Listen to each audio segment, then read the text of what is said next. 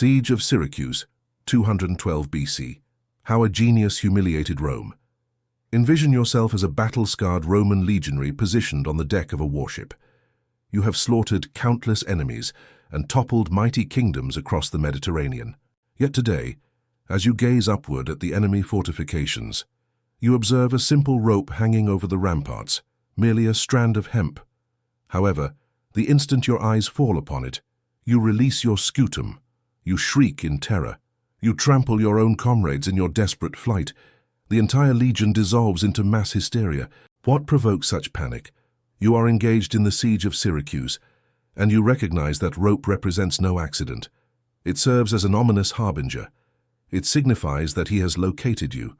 It means the invisible hand of a mathematical prodigy is poised to seize your vessel from the waters and snap it like kindling. This marked the singular moment in history when an entire military force was psychologically shattered, not by divine intervention, but by a mathematician. The year stands at 213 BC. Rome faces desperation. Hannibal ravages the Italian peninsula, and the Republic hemorrhages toward extinction. They require a decisive triumph, and they need it immediately. Consequently, their attention turns to Sicily, that prosperous island fortress commanding the Mediterranean's strategic waterways. Should Rome capture Sicily, they survive. Should they fail, they perish from starvation. The Senate unleashes their ultimate instrument of warfare. Marcus Claudius Marcellus, known as Rome's sword, commanding a formidable fleet and thousands of the finest killers on earth. Marcellus exhibits dangerous overconfidence. He observes the walls of Syracuse and ridicules them.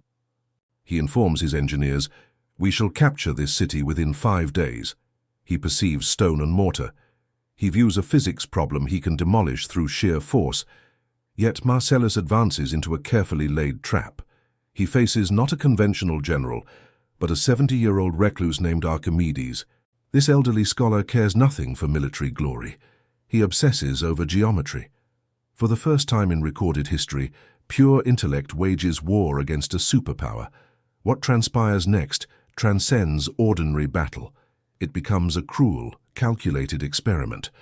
Marcellus brings swords and shields. Archimedes brings levers and mirrors.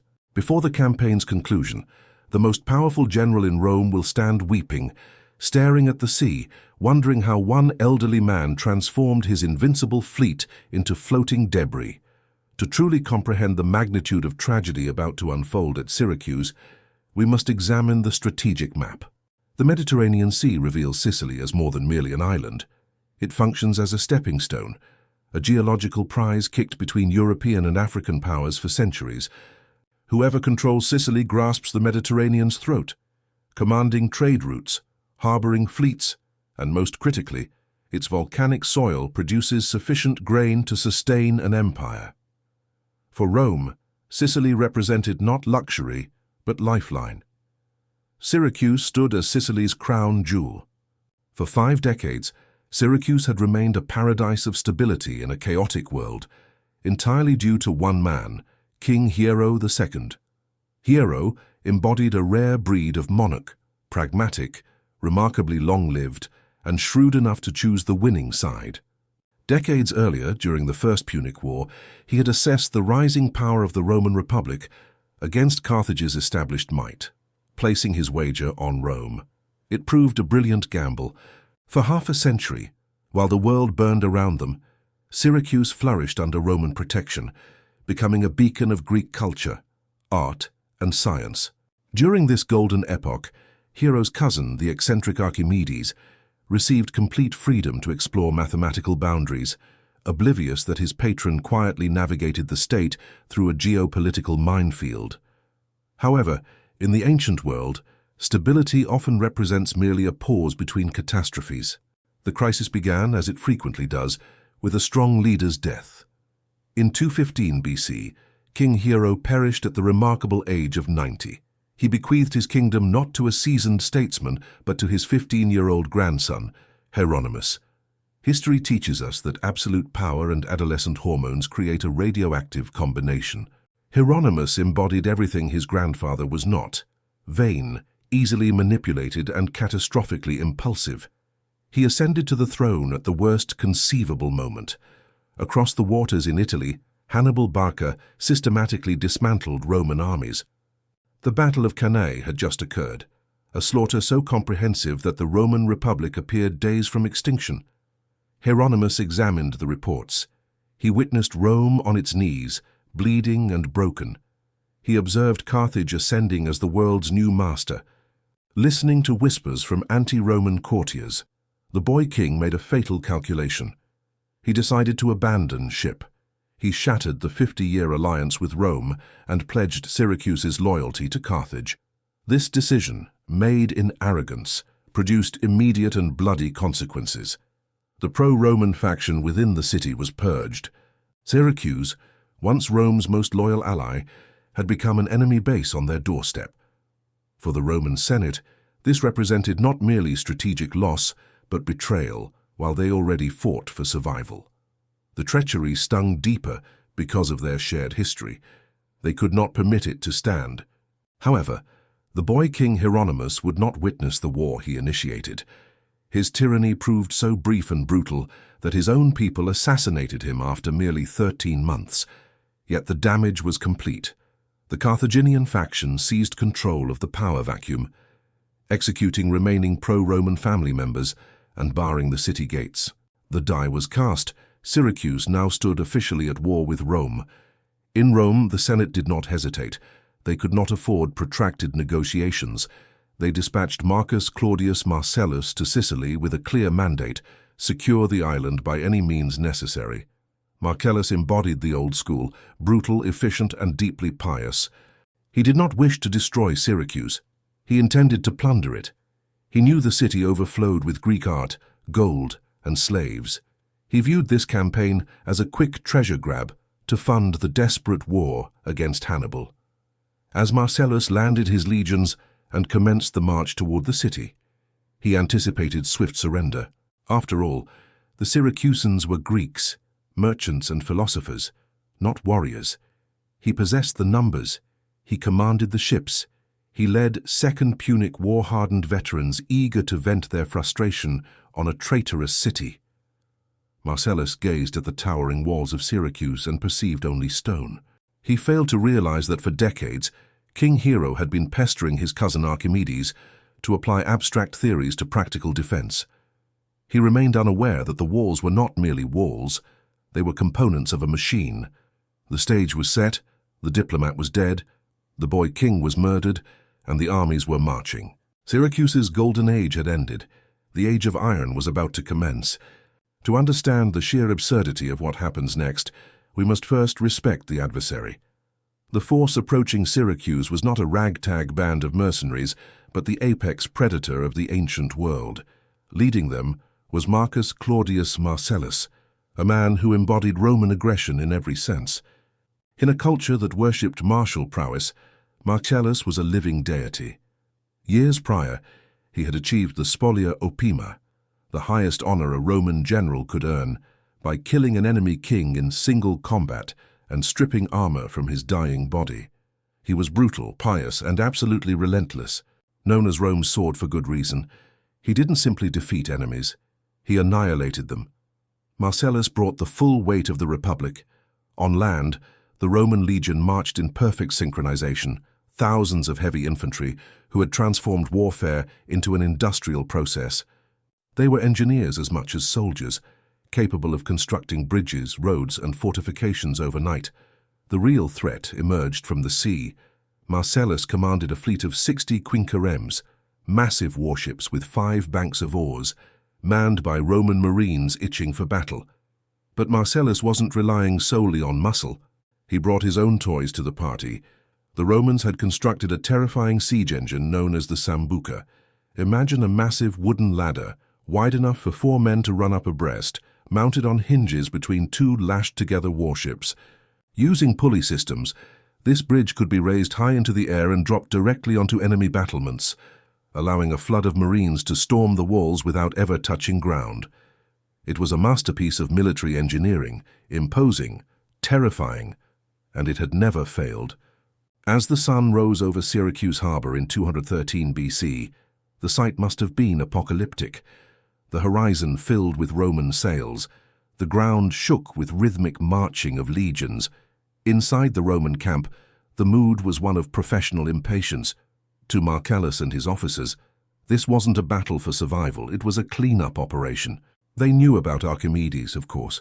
They knew he was a famous mathematician, a scholar who drew circles in sand. But in a Roman general's mind, geometry was a parlor trick. Philosophy didn't stop a gladius. Mathematics didn't stop a siege tower. The Roman fleet surged forward.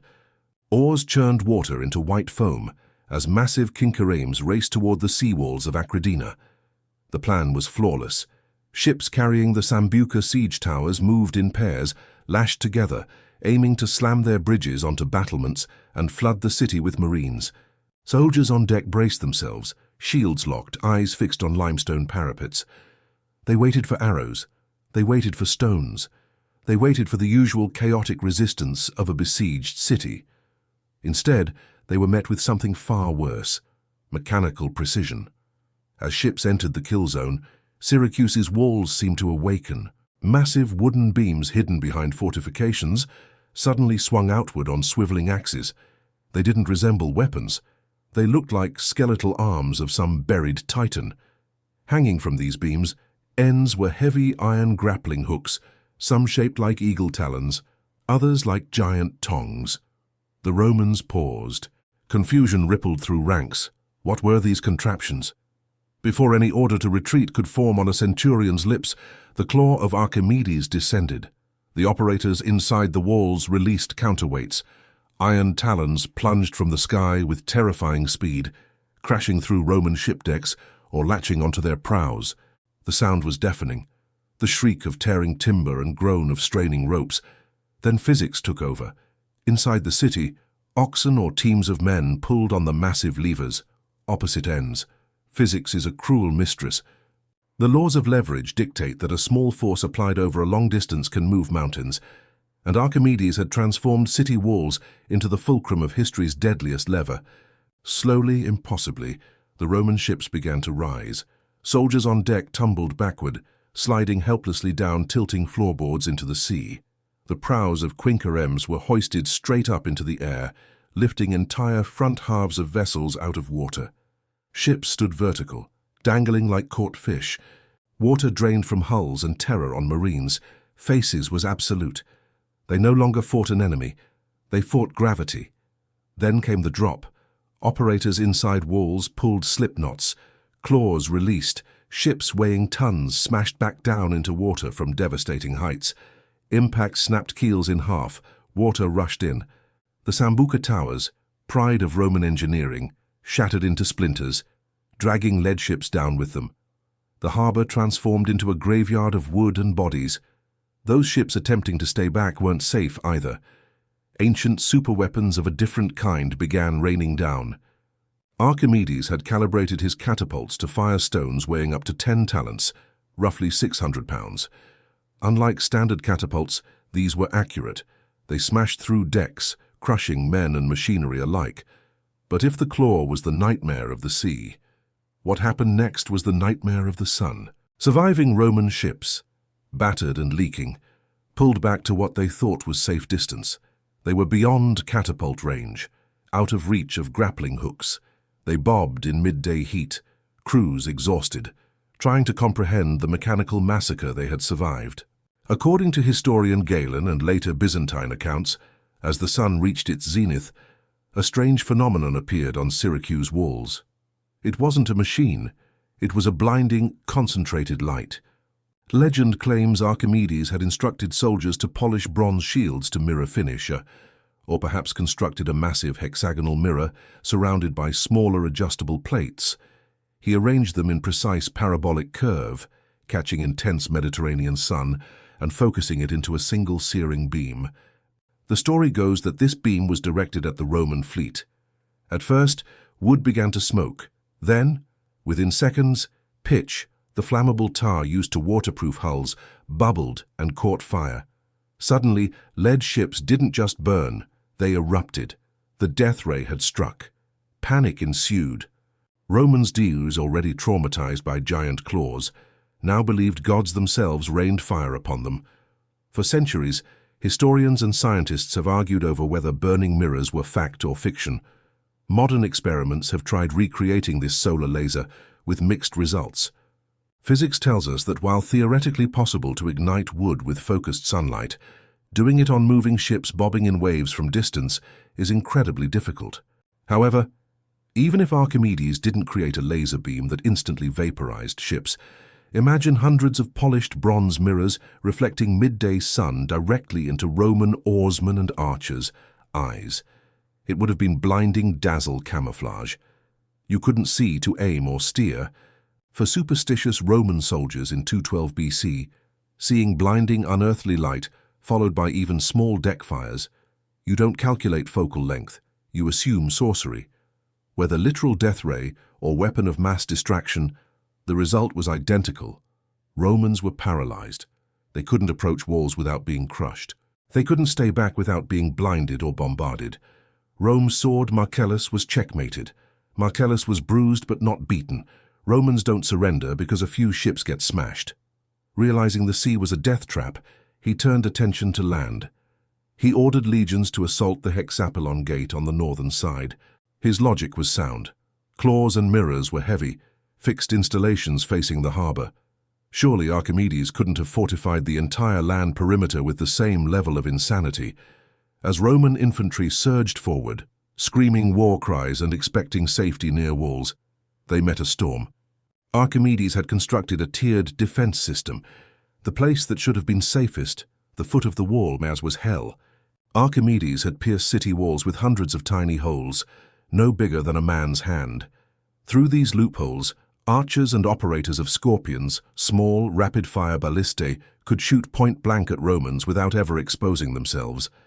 Legionaries were being picked off by invisible enemies. Iron bolts and arrows seemed to materialize from stone itself. There was no cover, no blind spot. Every inch of ground from horizon to gate was a kill zone. It was a humiliation. The Roman army, masters of siege warfare, were reduced to running in circles, terrified of walls that seemed to have eyes. Marcellus, watching his men retreat again, finally broke. But he didn't rage. In a moment of dark humor recorded by Plutarch, Marcellus actually laughed.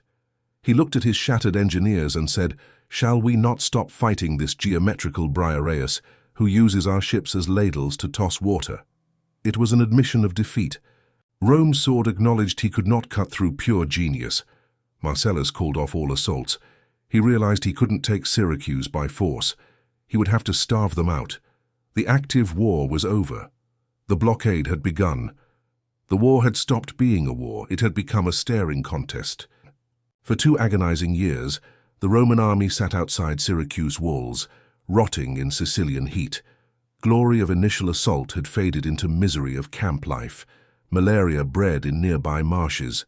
Supplies were tight. Morale was plummeting. Inside the city, Syracusans were surviving but trapped. The blockade was slow strangulation, but thanks to stored grain and impenetrable walls, the city felt confident. Perhaps too confident. They believed they had won. They had the smartest man in the world protecting them. Hubris, as Greeks well knew, is always prelude to tragedy. Marcellus hadn't given up. He had merely changed tactics. If he couldn't break walls out, he would study them. Every day, Roman patrols circled the perimeter, looking for a crack, a loose stone, a sleeping guard. They were looking for what intelligence officers today call a zero-day exploit. Ironically, breakthrough didn't come from battle but from conversation. In 212 BC, a prominent Spartan exile named Demippus was captured while trying to slip through the blockade. During negotiations near Trogalus harbor, while diplomats argued over ransoms, a Roman observer wasn't listening to words. He was looking at the wall. Specifically, he was counting bricks. The Roman observer noticed the wall at this specific point was built on uneven terrain. He estimated height of individual stone blocks, thickness of mortar between them. He multiplied the number of rows and did the math. He realized this section of wall was significantly lower than others. From the sea, cliffs made it look towering and impossible, but from the narrow strip of land where they stood, it was accessible. Standard Roman scaling ladders would fit perfectly here. Marcellus needed a distraction. Fate smiled on Rome when a deserter brought news. A great feast was approaching, the festival of Artemis. For 3 days, the entire city would be drinking, dancing, and celebrating their goddess. They would be drunk, loud, and most importantly, distracted. Night fell over Syracuse. After 2 years of siege, rationing, and constant fear, people of Syracuse finally snapped. When wine casks opened for the festival, the city didn't just drink, it drowned itself. Streets, usually patrolled by disciplined guards, filled with music, laughter, and staggering soldiers. Watchtowers, the eyes of the city, grew heavy and shut. Outside, in pitch black, there was only sound of waves and suppressed breathing of 1,000 hand-picked men. Marcellus had selected his absolute best. They carried specially measured ladders constructed in secret, based on brick count. They approached the Troglus section in total silence. The first ladder touched stone, then the second. Romans began to climb. First legionary reached the parapet, pulled himself over the edge, drew his gladius. There was no challenge. Tower guards were found asleep, surrounded by empty flagons. Their throats were slit before they knew the city had fallen. As dawn broke, citizens of Syracuse woke from hangovers. The music had stopped, but something was wrong. Then came the sound, Roman trumpets, hundreds of them, blaring from inside the walls. The hexapolis gate groaned open. Legions poured in like a flood of iron. The impregnable city had been taken not by superweapons, but by a ladder and bottle of wine. In the midst of this apocalypse, one man remained utterly detached from reality. In a quiet corner of his garden, Archimedes was working. He was 75 years old now. The noise of the city falling around him seemed to filter out of his consciousness. He was bent over sand, tracing complex geometrical diagrams. A Roman soldier stumbled into the garden. He didn't know he was looking at history's greatest genius, just a stubborn old man ignoring him. The soldier barked an order. "Get up, come with me to Marcellus." Archimedes didn't look up. He waved his hand dismissively, eyes fixed on sand. He uttered words that would echo through history. "Noli turbare circulos meos." Do not disturb my circles. But the soldier didn't care about truth. In a flash of impatience, he drew his gladius and struck. Archimedes fell onto his own diagram. Blood washing away circles he died to protect. Syracuse fell, Rome fell. But geometry remains.